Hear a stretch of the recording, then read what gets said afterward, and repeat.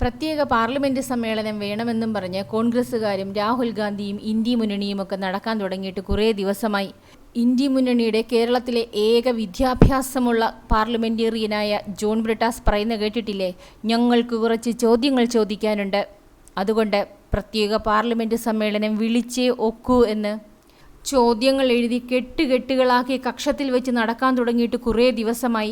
പരസ്യമായിട്ട് ചോദിച്ചാൽ രാഹുൽ ഗാന്ധിയുടെ വില നമ്മൾ നന്നായിട്ട് അറിയുമെന്നതുകൊണ്ടായിരിക്കാം രഹസ്യമായിട്ട് ചോദിക്കാമെന്ന് വെച്ചത്. പക്ഷേ എന്തു ചെയ്യാം, മോദി ആ പാർലമെന്റിന്റെ വാതിലൊന്ന് തുറന്നു കൊടുക്കണ്ടേ. രാഹുൽ ഗാന്ധിയും കൂട്ടരും അങ്ങനെ അങ്ങ് വിടുമോ? ഇന്നലെ ആ ചോദ്യങ്ങൾ അനർഗള നിർഗളമായി ഒഴുകി. ചോദ്യങ്ങളിൽ ഏറ്റവും പ്രധാനപ്പെട്ടത് ഇന്ത്യക്ക് എത്ര യുദ്ധവിമാനങ്ങൾ നഷ്ടമായി എന്നുള്ളതായിരുന്നു.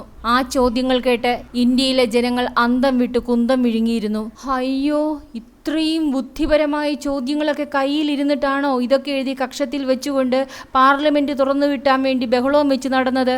ഇതൊക്കെ നേരത്തെ ജനങ്ങളുടെ ഇടയിലേക്ക് എറിഞ്ഞു തന്നിരുന്നെങ്കിൽ നമ്മൾ ജനങ്ങൾ ചോദ്യങ്ങൾ ചോദിച്ച് ഈ സർക്കാരിനെ ഒരു പപ്പടം പരുവമാക്കിയേനെ. ചുമ്മാതല്ല രാഹുൽ ഗാന്ധിയെ BJP അവരുടെ ഭാഗ്യമായിട്ട് കണക്കാക്കുന്നത്. പാകിസ്ഥാനെ ഇന്ത്യ അറിയിച്ചിട്ടാണ് യുദ്ധത്തിലേർപ്പെട്ടത്, അതുകൊണ്ട് അവർ നമ്മുടെ ഫൈറ്റ് ജെറ്റൊക്കെ പിടിച്ചെടുത്തു എന്നാണ് ഇദ്ദേഹം പറയാൻ ഉദ്ദേശിച്ചത്. പാകിസ്ഥാനെ ഭാരതം അടിച്ച് നിരപ്പാക്കി കളയുമെന്ന് പാകിസ്ഥാനികൾക്കൊഴിച്ച് ലോകം മുഴുവനും അറിയാം. പഹൽഗാമിൽ അറ്റാക്ക് ഉണ്ടായ അന്നു മുതൽ എല്ലാവരും അത് പ്രതീക്ഷിച്ചിരുന്നതാണ്. പാകിസ്ഥാനിലെ തീവ്രവാദ പട്ടാളം മാത്രം അത് പ്രതീക്ഷിച്ചിട്ടുണ്ടാവില്ല.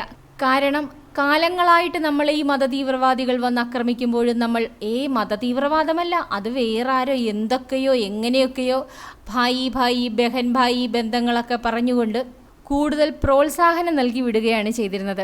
അതുകൊണ്ടാണല്ലോ കഴിഞ്ഞ ഇവിടുത്തെ ഇലക്ഷന്റെ സമയത്ത് പാകിസ്ഥാനിലെ പാർലമെന്റിൽ രാഹുൽ ഗാന്ധി പ്രധാനമന്ത്രിയാകാൻ പ്രാർത്ഥന നടത്തിയത്. പാകിസ്ഥാനും ഇന്ത്യയും തമ്മിൽ കല്ലെറിഞ്ഞു കളിക്കുകയല്ലായിരുന്നു, ഒരു യുദ്ധം നടക്കുകയായിരുന്നു. ആ യുദ്ധത്തിൽ ഫൈറ്റ് ജെറ്റുകൾ മാത്രമല്ല മനുഷ്യർ വരെ നഷ്ടപ്പെടാം. അത് യുദ്ധ നിയമമാണ്. ഇന്ത്യക്ക് എത്ര യുദ്ധവിമാനങ്ങൾ നഷ്ടപ്പെട്ടു, എത്ര പീരങ്കി നഷ്ടപ്പെട്ടു, എത്ര മിസൈൽ നഷ്ടപ്പെട്ടു എന്നൊന്നും പൊതുജനങ്ങളെ അറിയിക്കേണ്ട കാര്യമില്ല. അതൊക്കെ സൈനിക രഹസ്യമാണ്. അത് സൈന്യത്തെയും രാജ്യത്തെയും നിയന്ത്രിക്കുന്നവർ മാത്രം അറിയേണ്ട കാര്യമാണ്. ഇത്തരം ചോദ്യങ്ങളിലൂടെ രാഹുൽ ഗാന്ധി BJPയുടെ ഐശ്വര്യമാണെന്ന് വീണ്ടും വീണ്ടും തെളിയിച്ചു കഴിഞ്ഞിരിക്കുന്നു. അതുകൊണ്ട് അങ്ങ് കൂടുതൽ ചോദിച്ചുകൊണ്ടിരിക്കുക.